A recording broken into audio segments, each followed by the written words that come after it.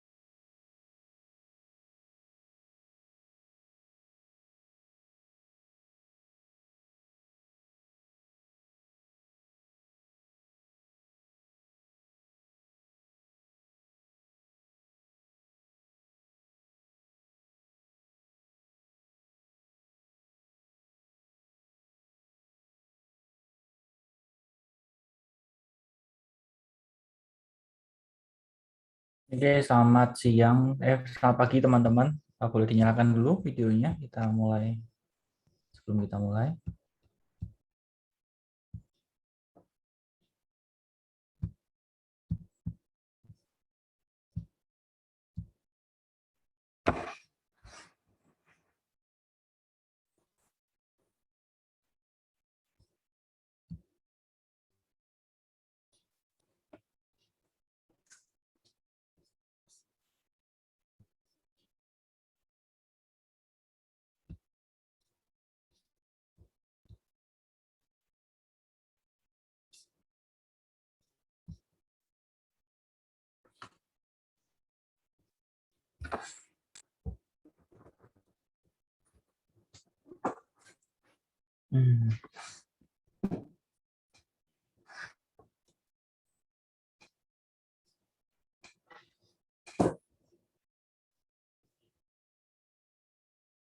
Jumlah mahasiswanya berapa ya? Lupa lagi saya. 32? Iya, Pak, 32.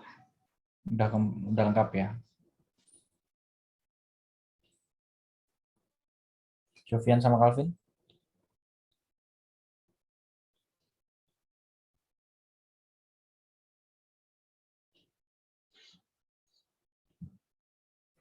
Ya, oke.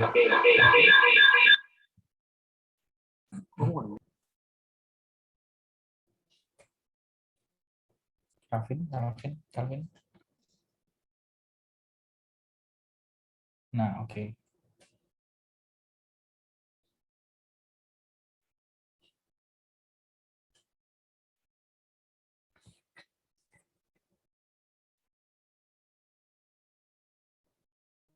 Ya, ya, selamat pagi ya semuanya. Oke. Em, ya, sebelum saya mulai ke kelas, ya seperti biasa. Awalnya kemarin saya ngomong ke Destin ya, kalau hari ini kita mau lihat bab 3 ya kalian. Cuman eh, setelah saya merenung pada saat saya tidur, gimana caranya tuh waktu tidur merenung? Maksudnya pagi-pagi saya pikir kok kayaknya nggak optimal lah kalau misalkan nanti saya lihat punya kalian gitu ya, papernya dengan apalagi saya ngomongnya semalam gitu ya, pasti kan belum diapa-apain tuh. Kan eh, mahasiswa kan mengerjakannya based on assignment gitu ya, kalau nggak ada assignment ya nggak dikerjain. Eh, jadi saya pikir daripada saya nanti ngelihat terus alah gitu ya, mending saya tunda ke minggu depan gitu ya. Itu nanti minggu depan saya mau lihat, jadi bisa disiapkan dulu. Hari ini saya akan ngajar aja seperti biasa, dan apa namanya, ya dengan saya melihat draft kalian bab 3 di mid exam ya gitulah ya. Eh, saya rasa nanti kalau saya lihat juga ternyata sama persis kan, ya mending diperbaikin dulu nanti gitu ya. Nah, untuk dalam rangka hal tersebut, dalam rangka untuk perbaikan yang bab 3 itu, saya nanti akan sedikit mengulang yang bab 3, cuman saya pakai resource yang lain ya, bukan yang dari Binus Maya online-nya kalian. Jadi saya dari resource yang lain lebih ringkas untuk bab 3, beberapa hint tambahan untuk diperhatikan di bab 3. Saya based on PPT, tapi biasa kalau saya ngajar di poin tertentu itu saya selalu teringat, oh ini harus gini, oh harusnya gini, itu nanti saya sampaikan juga. Nah, kemudian selain dari saya ngulang yang bab 3, petunjuk bikin bab 3 kayak gimana, nanti saya akan lanjutkan ke materi yang harusnya minggu depan. Ya, minggu depan tentang language, style, figur, tables gitu. Itu nanti saya akan sampaikan di hari ini, sampai nanti ya tadi pagi sih PPT 7 lebih selesainya 15 menit lebih cepat ya. Di jam 9.45 udah beres. Cuman nanti tergantung di waktu 15 menit itu kalian ada pertanyaan atau enggak gitu ya. Saya emang coba spare waktu sedikit 15 menit untuk pertanyaan kalau ada yang mau nanya gitu. Ya, nanti nilainya saya sedang ongoing untuk koreksi untuk mid examnya nanti. Ya semoga bisa selesai besok lah, at most gitu. Karena baca tulisan kalian satu-satu lumayan effort ternyata ya. Tulisan semua saya harus memahami dulu maksud tulisannya apa, baru saya bisa kasih skor gitu. Oke, itu aja pengantar di awal sebelum saya masuk ke materi. Ya, oke, kita masuk ke materi. Oh ya teman-teman, nanti sekitar saya nggak tahu sih kalau kalian ini selalu kalau kelas selalu saya kena interupsi ya, ada dipanggil rektor lah, apalah gitu. Ya nasib lah, ini saya selalu paralel nih. Nah, ini di sini saya juga lagi paralel juga nih. Nggak kelihatan ya. Ini ada pelantikan mahasiswa baru Binus 2025 gitu. Nanti saya harus ngomong 5 menit di situ. Jadi nanti tengah-tengah saya seperti biasa ya teman-teman ya. Saya ngilang dulu 5 menit ke sana dulu. Terus nanti balik ke sini gitu. Ya. Ya nanti mendadak aja saya ngomong ya, karena saya sebenarnya di sini udah dikasih tahu nanti kalau udah sampai sini, udah sampai video yang ini saya balik ke situ ya. Oke, ya udah saya nyalain aja deh. Ini suaranya nggak nyala. Oke, dan saya belum ahli dalam hal paralel begini. Jadi kadang-kadang karena suaranya kalau ada dua itu pusing gitu ya. kalau yang pimpinan di BINUS ya wakil rektor akademik itu ya. Dia tuh Pak bisa 4 laptop berjejer. Saya pusing ya, kalau gimana caranya itu kuping ada 2, terus suaranya ada 4 sumber gitu. Cuman saya nggak ahli di hal begituan, jadi kalau ada agenda paralel saya lebih eliminasi salah satu, saya nggak ikut yang satunya karena saya sendiri pusing. Cuman ini nggak bisa apa-apa nih, ada jadwal kelas, ada penyambutan masa baru yang nggak bisa digeser gitu ya, karena seunif jadwalnya. Nanti saya atur, jadi ya mungkin saya akan lihat hilang 5 menitan lebih lah mungkin ya, kadang situasional ya, saya nggak mungkin 5 menit pas hilangnya. Tapi waktunya masih cukup harusnya.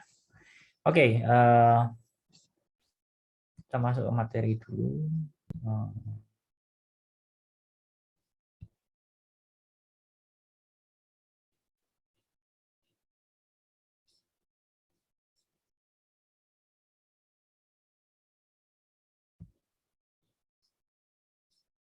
Ya, saya mulai dari yang bab 3 dulu ya.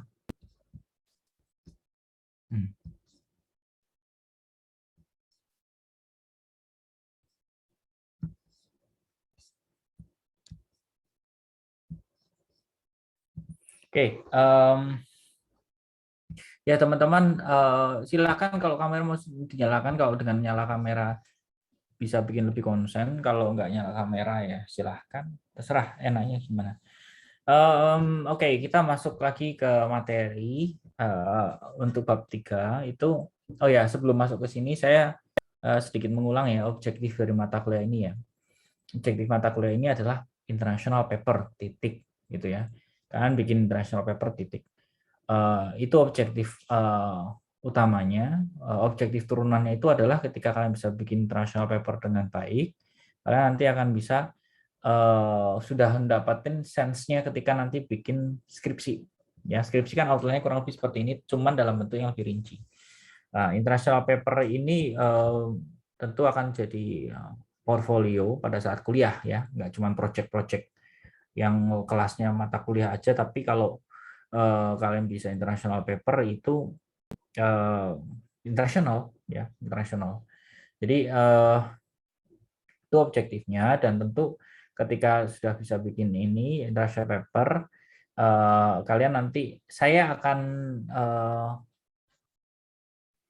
pilih yang oke untuk disubmit ke international conference yang mana, yang nggak oke yang mana ya. Semester lalu saya ngajar satu kelas, ukuran kelasnya nggak terlalu besar, jumlah papernya ada 11, semuanya bagus. Jadi saya minta semuanya disubmit ke international conference. Jadi tapi tahun sebelumnya hanya 5 kali ya dari satu kelas yang harusnya itu ada sekitar 15 atau 17 paper itu. Hanya 5 yang saya okekan untuk masuk ke international conference. Kenapa? Karena saya akan menilai kalau oke, karena representatif ya, ada nama saya juga di sana di dalam international papernya, ada juga Bina Nusantara University-nya. Jadi kalau jelek ya saya nggak nilai itu sebagai sesuatu yang representatif, ya saya nggak akan okekan tuh disubmit ke international conference. Tapi sekali lagi kalau misalnya bisa masuk, tentu sudut pandang saya untuk memberikan nilai akan berbeda ya. Dan juga kalian sendiri seberapa apa namanya ya, seberapa kalian mau niat untuk sampai ke sana itu tergantung kalian sendiri. Saya bagiannya hanya lebih banyak mengevaluasi, ngasih masukan, kalian perbaiki gitu. Makanya nama saya nanti di paper paling belakang aja, jangan paling depan, karena saya kontribusinya hanya advising gitu ya. Ya, saya nanti akan carikan conference-nya yang mana yang kalian harus submit. Nanti format papernya ikutin yang ke sana ya. Jadi ikutin format yang di sana, nggak ada format tunggal. Nanti tergantung kalian submitnya kemana. Nah, nanti setelah submit, mendapatkan review, kalian harus presentasi dalam waktu 10 menit. 10 menit palingnya biasanya. Ini incumbent 10 menit, 5 menit tanya jawab. Biasanya pertanyaannya sih ringan-ringan sih, nggak terlalu berat-berat. Kemarin yang semester kemarin sudah punya 11 paper itu sudah ada 6 yang presentasi, dan beberapa info ke saya mereka ya deg-degan tapi juga seneng gitu ya, presentasi dalam bahasa Inggris. Terus yang nanya orang India. Kadang-kadang orang India kalau nanya itu kan bahasa Inggrisnya juga nggak jelas gitu ya, kalau belum biasa ikut forum internasional. Jadinya saya sampai minta berkali-kali, Pak, diulangin. Jadi kayak kelihatan Inggris saya yang jelek gitu. Padahal ya memang bahasa Inggrisnya dari orang Indianya aja yang kurang clear gitu. Ya, jadi itu tapi overall mereka senang gitu ya bisa ada opportunity yang seperti itu. Agak berbeda ya, karena nggak cuma sekedar kuliah lulus nilainya A selesai gitu ya, nggak gitu doang gitu ya. Oke. Setelah itu ya itu intinya yang saya ingin ulang gitu ya, karena ini kan setelah mid exam ada semacam brief singkat dulu lah sebelum masuk ke materi lagi gitu ya, untuk refresh tujuan dari mata kuliah ini sebenarnya apa. Oke. Balik ke materi sekarang. Kalau ada pertanyaan selama materi silahkan langsung di chat ya teman-teman ya, jangan pasif ya. Saya kalau ada kepasifan itu agak berasa saya ngomong sendiri gitu ya, nggak ada feedback apa-apa gitu. Jadi kalau ada pertanyaan tanyalah gitu ya, nanti mungkin bisa saya langsung jawab, bisa saya jawabnya setelah kelas, setelah selesai materi. Karena kalau ada yang jawaban singkat, ada yang jawabannya bisa panjang gitu. Ya, nah balik lagi ke sini, kita itu acara dari pembuatan paper itu outline-nya begini ya, ada IMRAT intinya. IMRAT, Introduction, Method, Result, and Discussion. Jadi nggak hanya sekedar IMRAT-nya aja yang kita perhatikan, tapi kita lihat ke dalam kontennya. Nah, saya akan ulang sedikit bagian yang method, ya, propose method atau ya intinya metodologi yang kalian buat. Ya, jadi ini secara umumnya keseluruhan. Nah, yang di highlight merah yang kita akan coba bahas sedikit mengulang dari yang kemarin sebelum kalian mid exam. Yang pertama, kita bicara tentang metodologi. Metodologi ini bagian yang paling harusnya paling mendominasi dari sebuah paper. Mendominasi, isinya paling banyak, dan itu merupakan paling penting karena itulah yang tulisan kalian sendiri tanpa kutip sana sini. Incommon, ya incommon nggak kutip sana sini. Cuman ada aja yang memang ketika kita mau mencetakkan sebuah kontribusi kita harus ngutip. Ya kita this work is based on Soehartono 2020 works gitu misalnya gitu. Itu boleh diperbolehkan di bab 3 di metodologi diperbolehkan. Cuman bukan suatu yang agak umum ya. Biasanya bab 3 itu kita menceritakan pada umumnya dimulai dari gambar yang menunjukkan skema kerja kita dari awal sampai akhir, rundown-nya, workflow-nya. Setelah itu dari blok ke blok yang ada di dalam sebuah flowchart itu kita akan menjabarkan satu persatu.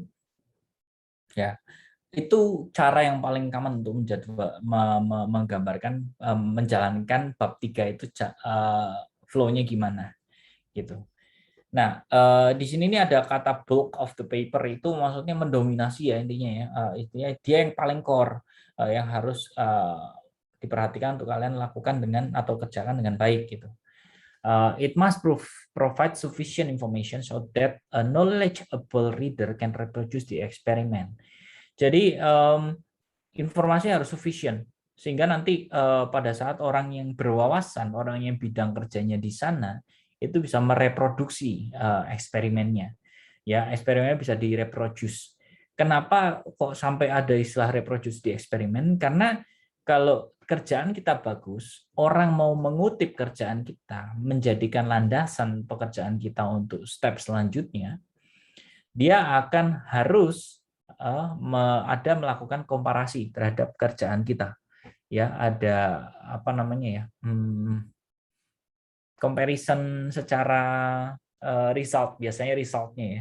Saya gambarannya ada gini, punya kita nanti di-coding ulang sama dia, terus di-compare punya dia. Kalau ada yang ngutip punya kita, gitu. Nah, itulah maksudnya kenapa kok knowledgeable reader can reproduce the experiment, gitu. Ya. Nah, Keterangan bawahnya apa? Method can include statistical, historical, sampling, and or theoretical. Jadi bisa apa ya? Angka-angka itu sudah mulai bermunculan di sini. Pendekatan statistiknya, pendekatan secara historical. Ya, historical ini agak membingungkan sih ya. Mungkin secara statistical, sampling, theoretical mungkin kita bicara tentang data, ya, data set, data yang kita pakai untuk eksperimen kita itu seperti apa sih profilnya gitu. Nah, itu dijelaskan di bagian research framework gitu. Nah, itu dijelaskan secara terperinci. Tapi gini, untuk menjelaskan tentang dataset itu ada beberapa pendekatan atau sudut pandang yang dia itu kadang-kadang di bab 3, kadang-kadang di bab 4. Di bab 4 biasanya ketika belum masuk ke diskusi tentang hasilnya, hasil eksperimen itu belum masuk ke sana, kita jelasin dulu datanya gini loh gitu. Nah, penjelasan mengenai data itu tidak hanya sekedar data ini misalkan dikutip dari sumber ini pakai citation selesai, tapi butuh untuk dijabarkan. Ya, dijabarkan berupa profiling data, profile datasetnya itu dijelaskan. Misalkan datanya itu terdiri dari jumlahnya berapa, terdiri dari berapa kelas, kelasnya itu masing-masing berapa, diambil dari mana data ini. Ketika orang ini mengambil datanya, dia mensurvei berapa orang atau melibatkan berapa orang atau apalagi ya, diambilnya pada tahun, rentang waktunya tanggal berapa berapa. Biasanya kalau kalian kutip dari sebuah sumber, sumber itu biasanya akan menceritakan datasetnya seperti apa saat pengambilan datanya gitu ya. Nah, terus where appropriate, example of the use of the methodology should be included. Ya, contohnya kadang-kadang itu ditaruh di dalam apa namanya papernya ya di bagian bab 3 ini. Contohnya, contoh datanya kayak gimana gitu. Equation, algorithm, flowchart, figure, tables are often included in the methodology section. Tadi saya sudah sampaikan biasanya di awal itu kalau kita nulis metodologi dimulai dari workflow atau rundown-nya, acaranya ya, acara dari ya, paper ini apa-apa aja gitu, dari atas sampai bawah. Baru nanti dijelaskan dari setiap blok yang ada di dalam flowchart atau workflow itu. Nah, itu tentu flowchart langsung masuk tuh di situ ya.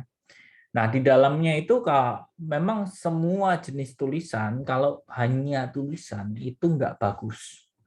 Harus ada gambar, tabel, equation. Nah, ini equation ini salah satu yang mau saya highlight. Karena kalau kita ngomong equation, equation itu rumus ya, rumus. Nah, kalau kita menemukan rumus atau membuat rumus sendiri, itu agak impossible lah ya untuk kelasnya kita bukan apa namanya, bukan orang yang sudah lulus S3 udah profesor saya bisa bikin rumus. Tapi equation ini memang dalam tanda kutip itu mempercantik isi paper karena ada kelihatan science gitu ya. Nah, biasanya kalau mau dituliskan equation-nya it will be better ya, tapi biasanya memang nggak letaknya di bab 2 sih kalau kita mau ngutipnya orang.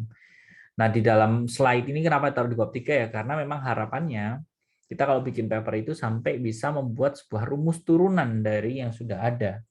Gitu.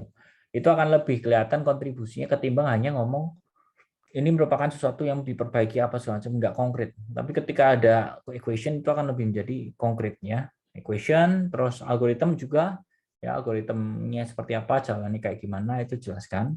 Biasanya dalam bentuk flowchart, figur sama table, yaitu gambar-gambar sama tabel yang mungkin representatif. Misalkan ya kita ngomong tentang dataset, kita mau jelasin tentang dataset, mungkin bisa pakai table atau figur gitu ya. Nah, itu untuk kadang-kadang dimasukkan juga ke dalam bagian metodologi untuk tujuan lebih deskriptifnya. Nah, kemudian kalau di bagian bab 3, teman-teman biasanya pakai present tense.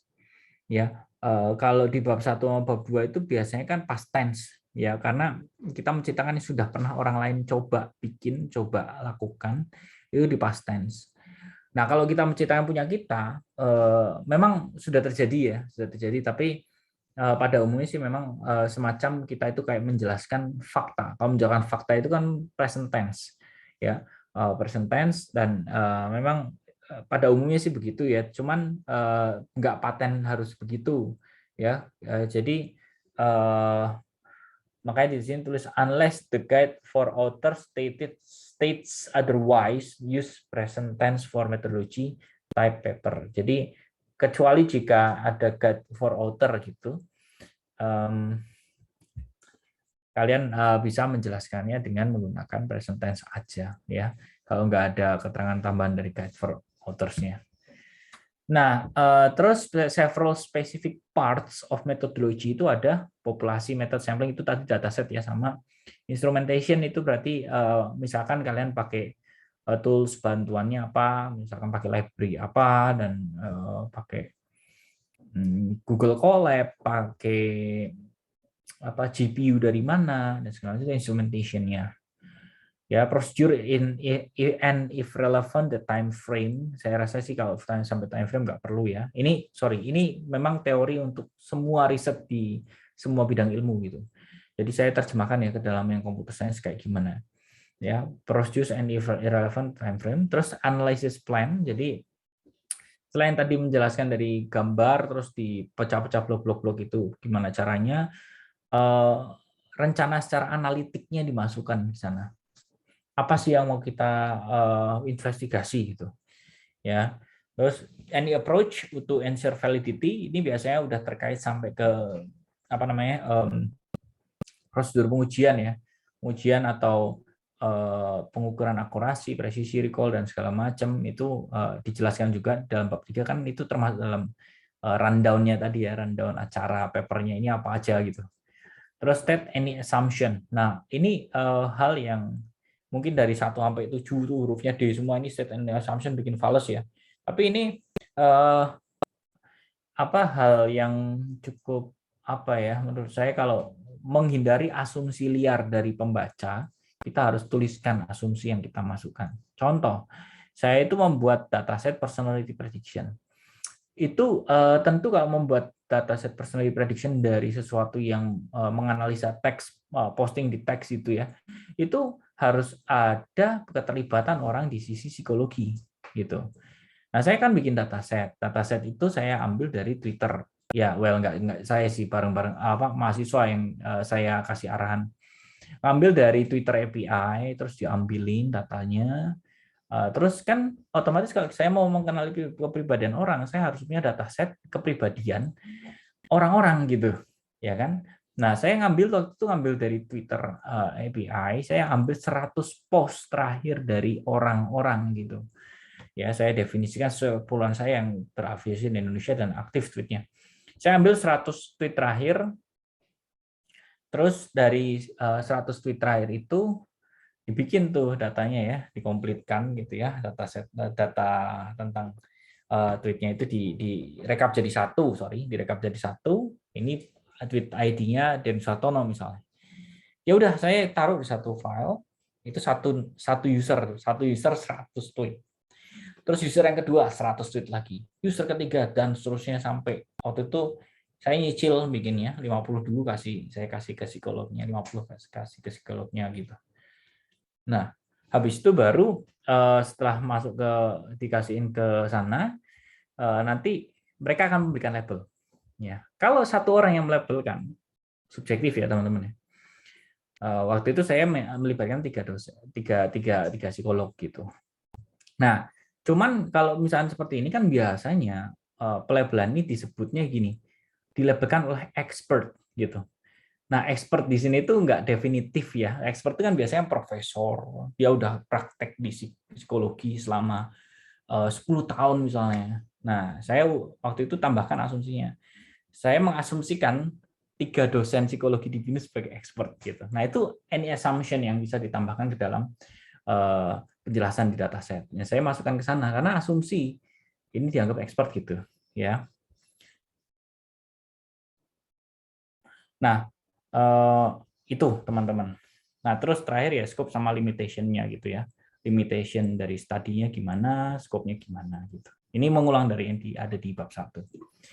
Oke, saya stop dulu di sini teman-teman ya. Saya udah mulai dipanggil. Nanti saya balik lagi. Bentar ya.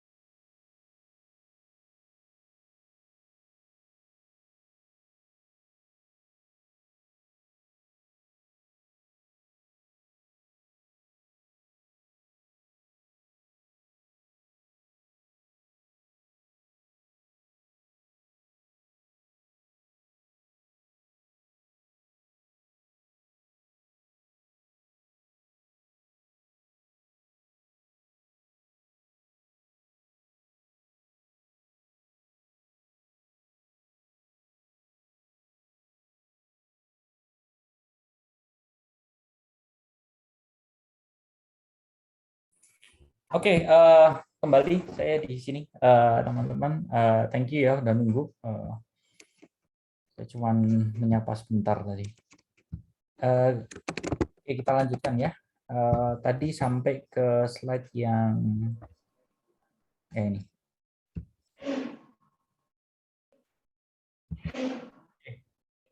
Suaranya siapa tuh yang bocor?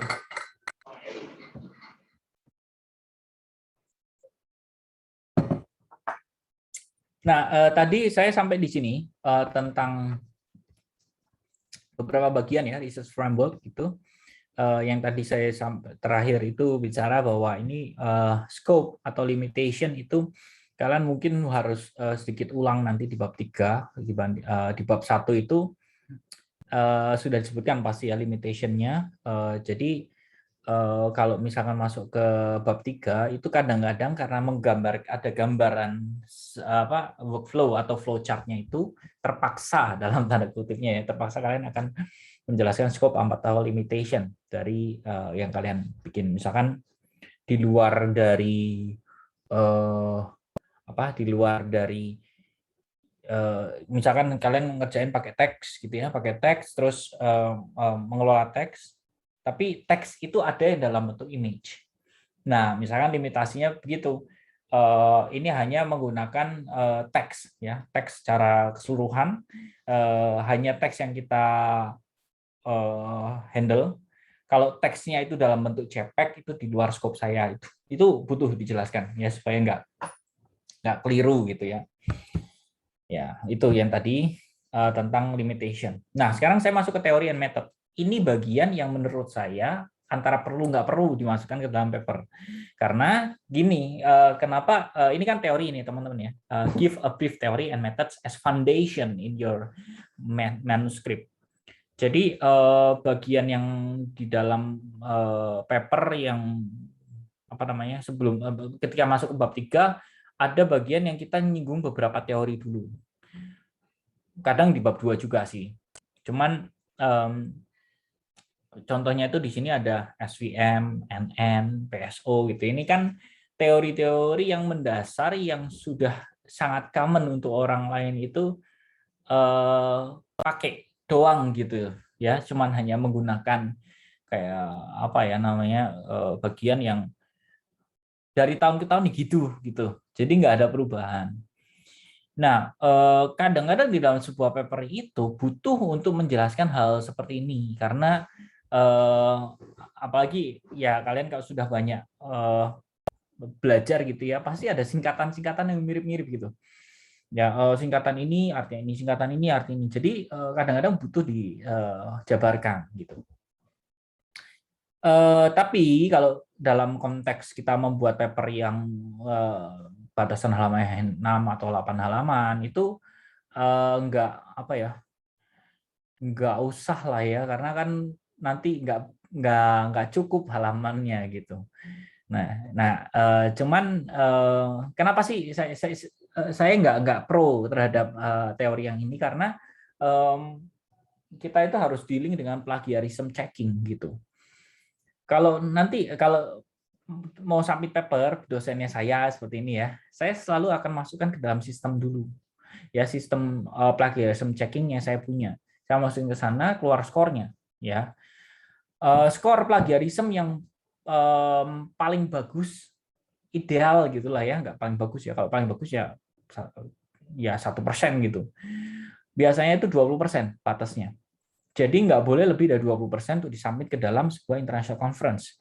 Kalau lebih dari, kenapa 20%? 20% itu mengakomodir kalau kita nulis bagian bab 2. Bab 2 kan banyak ngutip ya. Banyak ngutip, terus sama referensi. Referensi itu kan biasa formatnya gitu-gitu terus. Makanya nanti dianggap plagiarism. Jadi 20% itu udah angka maksimal. Ya nanti kalau kalian banyak kopas, saya nanti bisa lihat karena sistemnya itu bisa ngecek nanti yang di kopas itu bagian mana itu nanti dicetak di blok ya, di blok pakai warna yang berbeda gitu. Nah, saya bisa cek itu. Tapi saya dari beberapa kali checking ya mahasiswa saya ya, mostly sih di bawah 20 semua ya. di bawah 20 semua. Jadi nggak ada yang bagus. Bahkan kemarin ada yang bagus banget 1%. Teman saya bingung, 1% gitu. Terus saya tanyain kan ke, ini kamu kok bisa 1%? Ini nggak ada ngutip sama sekali ya? Oh, ngutip kok Pak. Cuman yang saya kutip itu saya bahasakan sendiri. Saya pakai bahasa saya sendiri, jadi nggak yang kopas dari paper lain gitu ya. Tapi pakai bahasa sendiri gitu. Oh, oke, pantesan gitu. Jadi 1%. Dan saya appreciate itu. Artinya literatur yang sudah ada itu bukan hanya untuk di copy paste, tapi kita jadikan referensi untuk saya menceritakan gitu, ya, literature review gitu, ya. Tapi ya anyway, ini kalau misalkan waktu itu ada tuh mahasiswa saya yang bikin paper sampai 25 halaman tuh ya, karena masuknya ke jurnal internasional. Jadi batasan halamannya itu sangat-sangat apa ya, sangat bebas gitu ya, nggak terlalu ada batasan 6 halaman, 8 halaman gitu. Tapi bebas gitu. Jadi saya perbolehkan untuk menggunakan teori di dalamnya, teori terkait gitu ya, yang hanya ngutip doang gitu, deskripsi itu saya perbolehkan karena itu gede banget kan. Nah waktu itu teorinya dia nulis hanya setengah halaman dari 25 halaman, berarti kan 1/50 ya, 1/50 kan jadinya 1/50 kalau dipresentasikan kecil sekali. Ya udah saya bolehin deh gitu. Jadi tapi in general ya untuk mata kuliah ini nggak usah lah ya, teori-teori itu nggak usah di ini, tapi lebih baik kalian mengutipnya itu adalah kerjaan orang lain, kalian jelaskan kerjaan orang lainnya itu seperti apa gitu ya. Oke, mungkin itu. Terus ya ini highlight pentingnya di propose method ya, ini your contribution itu terletak di dalam propose method ya, propose method, dan make clarity to write it. Jadi tadi balik lagi ke slide yang awal-awal itu, kenapa clarity? Karena itu menjadi hal yang reproducible gitu ya. Kalau kalian nulisnya bagus, orang yang bisa ngutip, kalian berkontribusi dalam perkembangan ilmu pengetahuan. Ya, gunakan gambar untuk membuat to make understanding your purpose method. Jadi kalau ada gambarnya, runtutannya jelas, pasti akan bagus gitu ya. Contohnya itu kalau misalnya kita bicara kontribusi itu kan bukan hanya sekedar saya menggunakan SVM, saya menggunakan neural network gitu, tapi improve SVM, multiple neural network. Jadi sesuatu yang berbeda itu muncul gitu, ya.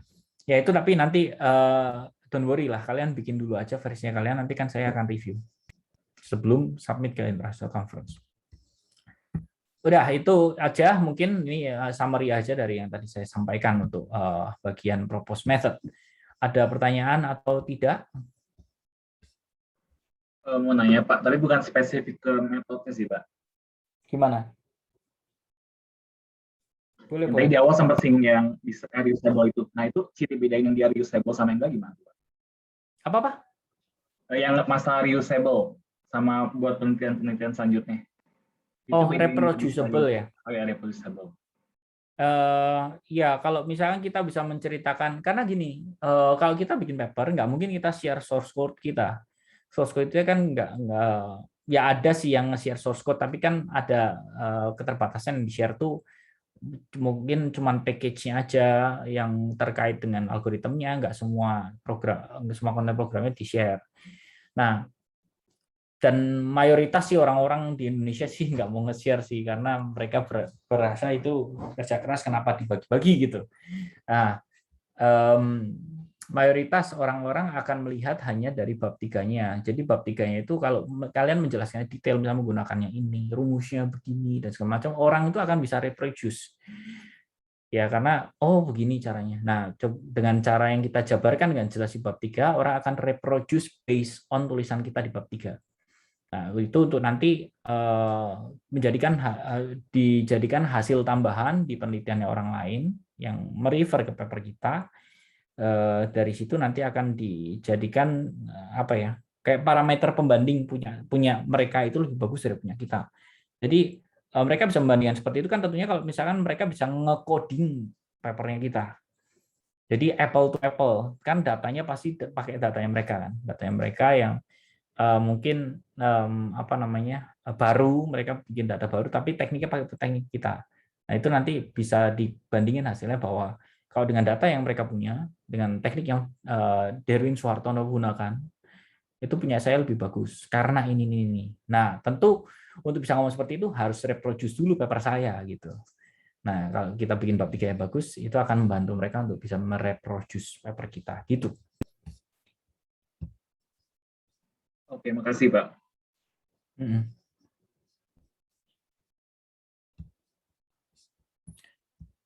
Oke, sekarang saya lanjut ke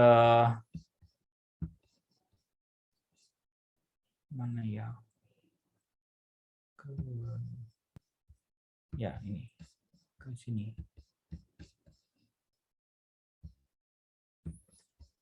Yang saya lanjut ke materi yang betul minggu depan ya. Language, style, figures, and table.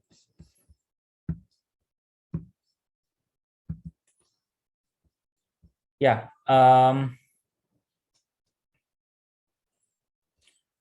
ini materi untuk minggu depan, teman-teman. Ini sudah mulai masuk ke apa ya namanya hal-hal yang terkait gambar, style, language.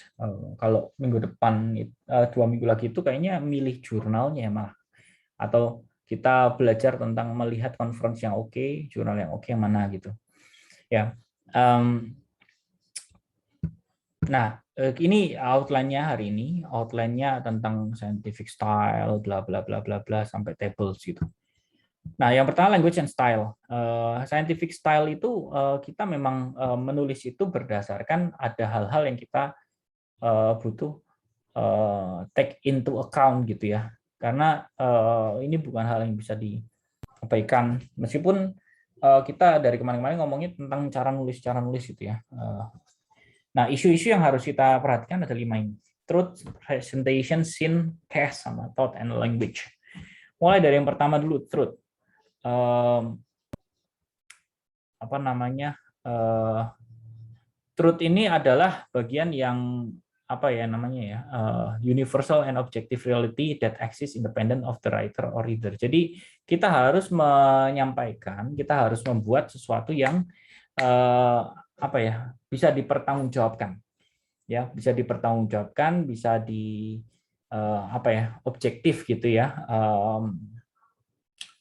Artinya bukan cuman asumsi yang belum bisa terbukti kebenarannya gitu, ya. Jadi independent of the writer or reader itu artinya nggak merupakan opini gitu ya, nggak merupakan sudut pandang. Memang dominasinya harusnya seperti itu, karena apa ya kita ngelihat kita menulis paper itu adalah ini saya ngomong idealnya ya, ini ngomong yang seharusnya ya, paper itu nanti bisa menjadi sebuah dasar ilmu pengetahuan gitu ya, dasar ilmu pengetahuan yang bisa dipakai oleh orang untuk dipakai untuk penelitian lanjutan dan segala macam. Cuman ya ini kan kita konteksnya untuk belajar nulis ya, jadi saya nggak sampai ke arah sana. Cuman ini bagian yang kita butuh pahami gitu ya, truth gitu ya. There is a truth concerning this reality. Ya, makanya data-data itu apa namanya penting untuk kita lihat dengan baik gitu ya, aspek kebenaran atau tidaknya itu. Kemudian it takes hard work to get close to this truth, and in the end we can only comment on the accuracy of our scientific models, not their correctness in some absolute sense. Gitu. Nah, ini membutuhkan hard work untuk kita lihat lebih dekat ya ke dalam hal ini. Cuman karena kan butuh ngecek banyak hal untuk bisa kita bicara bahwa yang saya ngomong ini truth gitu, bukan perspektif. Tapi ya balik lagi itu tujuan besarnya ya, kalau kita sudah sampai kelasnya nulis paper yang nanti misalkan menemukan vaksin COVID dan segala macam, itu kan udah ngomong truth ya, yang benar-benar yang bisa dipertanggungjawabkan. Cuman ya itu kondisi seharusnya, tapi ya kita kalibrasi lah ya dengan kondisi yang ada di kita, karena kita baru belajar nulis bukan sampai jadi ilmuwan gitu. Yang kedua presentation ini penyajian bukan presentasi gitu ya, penyajian. In the scientific style, the most valuable attributes are accuracy, precision, clarity, concision, and grace. Jadi apa yang di highlight di sini adalah bagaimana kita menyajikan apa yang menjadi penelitian kita, eksperimen kita. Claiming too little gives question to the value of the reader. Jadi kontribusi kita kalau terlalu kecil kita sebut kontribusi kita hanya segini begini. Nah ini orang segelintir gitu ya. Saya hanya berkontribusi dikit itu akan membuat orang ragu. Ini paper yang oke nggak dibaca gitu. Ya. Tapi kalau claiming too much itu membuat mempertanyakan ya, membuat orang bertanya-tanya. Lah ini benar nggak nih? Karena kalau orang terlalu banyak klaim yang wah-wah gitu kan orang biasa ragu ya teman-teman. Alah ini cuma ngomong kosong nih kayaknya gitu. Nah itu ya happen juga di dalam sebuah penelitian gitu. Nah kalau misalkan kita sudah bagaimana kita mempresentasikan, menyajikan penelitian kita dalam tulisan dengan baik, jika kita bisa memberikan itu secara baik, itu akan sampai pada level di mana apa yang kita pahami sebagai writer itu dipahami oleh reader dengan utuh. Ini memang kelasnya kelas kakap nih, kalau udah sampai seperti ini itu udah kelas atas gitu ya. Apa yang kita tulis, apa yang kita maksudkan bisa dipahami dengan baik oleh pembacanya. Gitu. Jadi presentation, ini isu yang kedua. Yang ketiga scene. Ya, imagine scene for communicating between author and reader is a presentation at a scientific meeting. Nah, scientific meeting ini misalkan ketika kalian nanti ya kalau udah saya anggap oke untuk submit international paper, berarti kalian nanti presentasi di sana, scientific meeting gitu. Nah, setelah kalian presentasi itu nanti akan ada feedback, kalian akan ada berbagai macam kolaborasi yang bahkan mungkin bisa dilakukan. Saya tadi membayangkan ketika saya presentasi misalnya ya di personality prediction di sebuah forum, terus ternyata ada orang UK yang bertanya gitu. Nah, terus saya jawab, oh ya menarik gini, dataset saya ada nih begini, caranya begini. Nah, ternyata orang ini dari UK ini misalkan tertarik dengan kayaknya menarik nih personality prediction untuk jadi topik riset gitu. Nah, dia mau riset di sana. Nah, akhirnya kita bisa berkolaborasi. Jadi scene itu adalah bagaimana kita menampilkan diri kita, profil research kita. Kadang-kadang kalau kita sudah dalam konteks yang ikut konferensi internasional itu tokohnya yang dilihat, orangnya gitu. Jadi valuable lah untuk kita bisa ikut dalam sebuah scientific meeting yang kelasnya internasional gitu. Nah nanti kalau misalnya biasanya kalau ada pertanyaan yang diajukan pada saat setelah saya presentasi, nanti kan kalian yang presentasi ya, enggak saya. Nanti kalau misalnya ada di susul lanjutan, tinggal cantumin email aja. Ya, email kalian terus nanti kasih email saya juga. Jadi saya sebagai dosen bisa menjembatani gitu. Kalau mahasiswa terus di sana ternyata dosen itu kan agak rikuh ya komunikasinya gitu. Nanti saya bisa jadi jembatan gitu. Nah, siapa tahu itu bisa membuka peluang untuk misalkan yang tanya dari UK itu ternyata profesor gitu. Itu bisa membuka, itu bisa aja teman-teman, itu bisa buka pintu gerbang untuk kalian bisa ambil S2 di sana dengan beasiswa dari universitas sana. Itu salah satu channel yang tidak definitif ya, harus cari beasiswa apa segala macam gitu.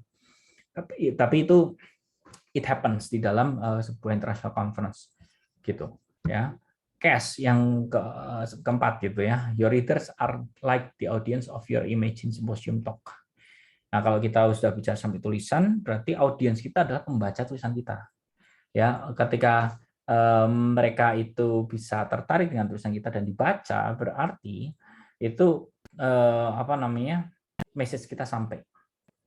Nah, memang untuk menarik pembaca itu effortnya tinggi ya, karena kita harus tulis abstraknya dengan bagus, judulnya dengan bagus. Kalau tidak tertulis dengan bagus, ya pasti orang akan nggak minat bacanya gitu. Ya, tapi itu yang poin nomor 4 tuh. They are intelligent and willing to put the effort into understanding what you have to say. Jadi ya mereka akan tertarik terus baca. Nah, case-nya kita itu bagus gitu jadinya. Yang terakhir, thought and language. There are no thought in the writer's head that cannot be adequately expressed and understood with the right choice of words. Selama kita bisa memilih kata-katanya, menyusun kalimatnya dengan baik, tidak ada sesuatu yang tidak bisa kita jelaskan sebenarnya. Ya. Itu keterampilan sih ya. Kalau orang pinter, cuman bisa pinternya cuman coding doang, nggak bisa ngajarin orang dalam konteks lisan, mungkin lebih gampang. Tapi kalau dalam konteks tertulis itu agak effort gitu. Nah, kalau bisa sampai di dalam sebuah level yang tertulis, itu biasa kan orang hobi itu ya, kalau usaha bisa nulis laku bukunya gitu, nulis lagi. Nah, itu membantu orang untuk paham gitu. Ya, language is fully up to the task of representing even the most complex concept with accuracy and precision. Ya, intinya bahasa ya, pemikiran itu bisa dituangkan dalam sebuah bahasa. Nah, sekarang ke figur nih. Figur ini gambar ya teman-teman ya. Gambar yang orang sudah banyak ngomong, satu gambar itu bisa menceritakan ribuan kata. Jadi gambar ini disarankan untuk digunakan dalam sebuah international paper. Kenapa? Dia bisa jadi sebagai magnificent power ya, dari karena kan ya ini disebutnya di sini magnificent power of the human brain to recognize visual. Jadi kalau kita menggunakan graf, figur itu powerful untuk bisa menyampaikan pesan kita dalam sebuah paper. Selain powerful untuk menyampaikan pesan ya atraktif ya, bisa memancing orang untuk lihat ke sana gitu kalau gambarnya bagus ya. Kalau gambar cuma tempel-tempel ambil dari Excel segala macam, kadang-kadang nggak menarik gitu ya. Yang penting secara estetiknya itu bagus gitu ya. Graph are extremely popular in scientific literature for the simple reason that they work so well. Gitu. Itu membantu sekali untuk scientific paper gitu.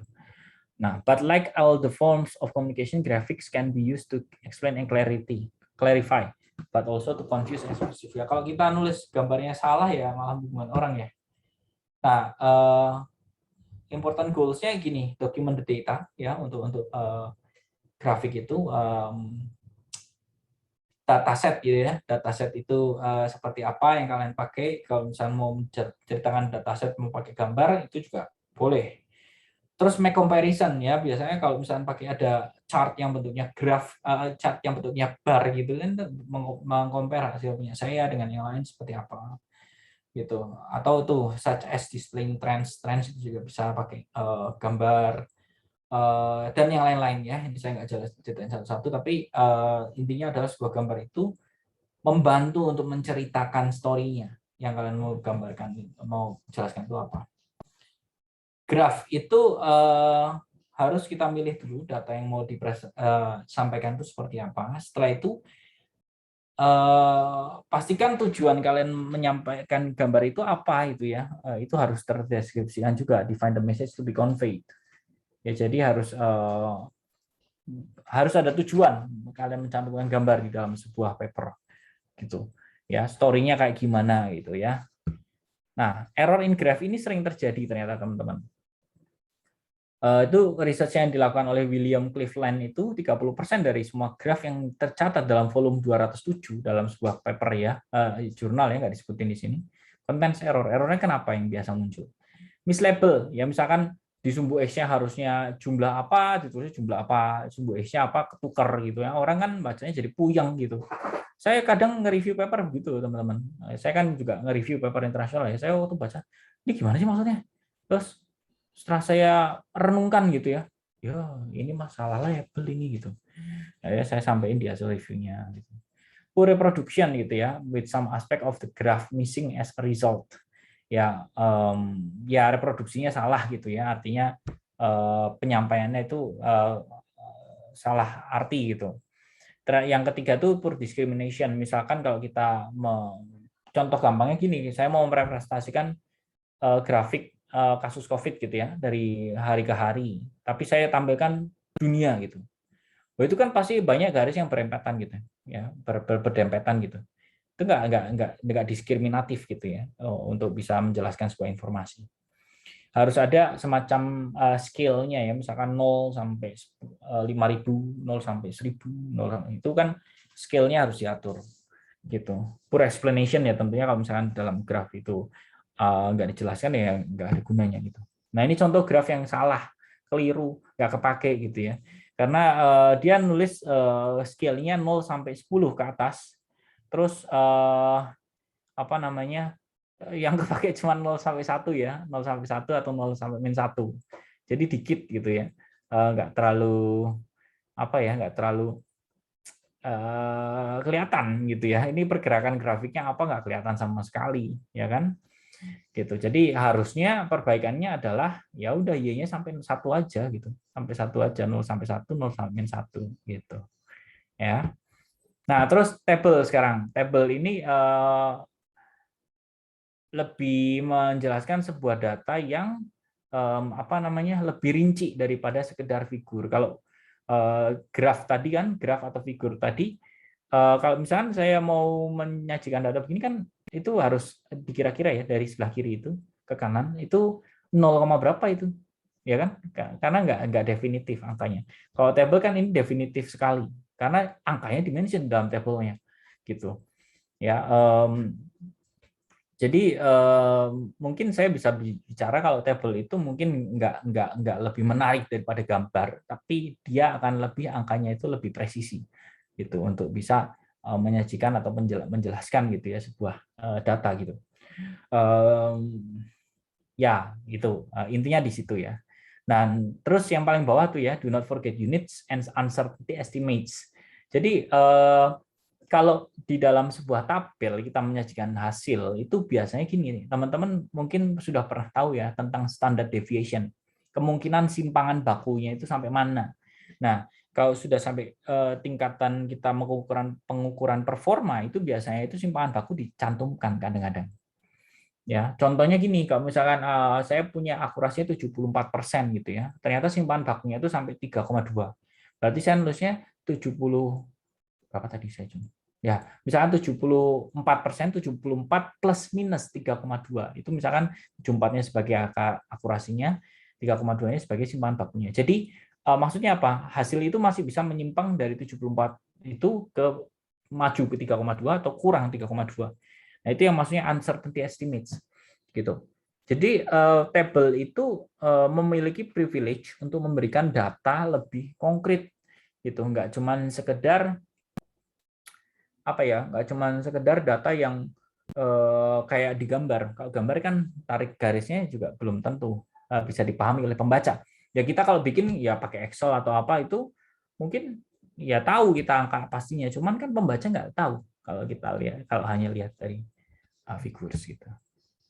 Ya itu aja teman-teman penjelasan tentang figur, table, language, style dan seterusnya. Ada pertanyaan nggak? Materinya sudah habis hari ini.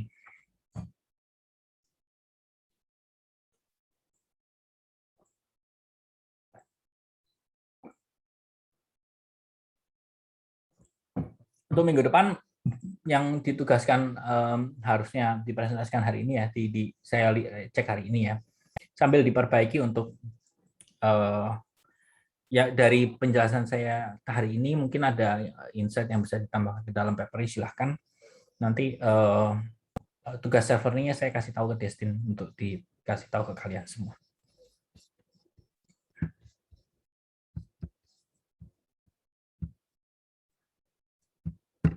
Udah ya kayaknya sepele nih materinya. Cuman gambar, tabel dan segala macam. Cuman saya sampaikannya tadi beberapa poin pentingnya ya, jadi jangan sampai diabaikan gitu. Ya, ini masuknya ada 32, oke, online semua. Oke, saya tunggu ada pertanyaan atau enggak sambil saya ngisi absensi. Mau nanya langsung silakan.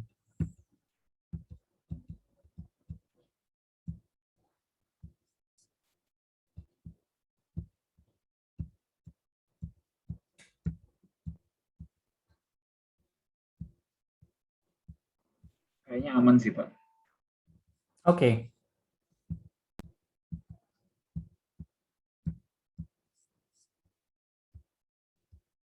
Jadi untuk yang nanti minggu depan untuk ditunjukin, saya harap sudah ada tuh figur gig table dan segala macam yang terkait ya. Tapi nanti rinciannya bagaimana tugasnya nanti saya kirim ke Destin, nanti tinggal Destin forward ke kalian ya.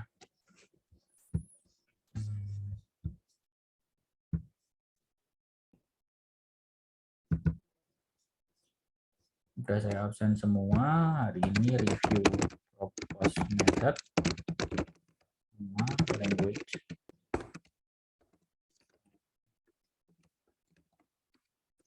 figurable. Jadi minggu depan saya cek tulisan kalian, direkap semua bab 1 sampai terakhir, kemudian nanti di show aja, nanti saya kasih komentar langsung. Saya rasa nggak usah presentasi karena presentasi malah buang waktu gitu ya, waktunya jadi nggak cukup. Oke teman-teman, kalau nggak ada pertanyaan saya cukupkan deh siang ini ya. Terima kasih semuanya. Kita ketemu lagi minggu depan ya. Selamat siang, selamat beraktivitas kembali. Terima kasih, Pak. Terima kasih, Pak. Terima kasih, Pak. Terima kasih, Pak. Terima kasih, Pak. Terima kasih, Pak.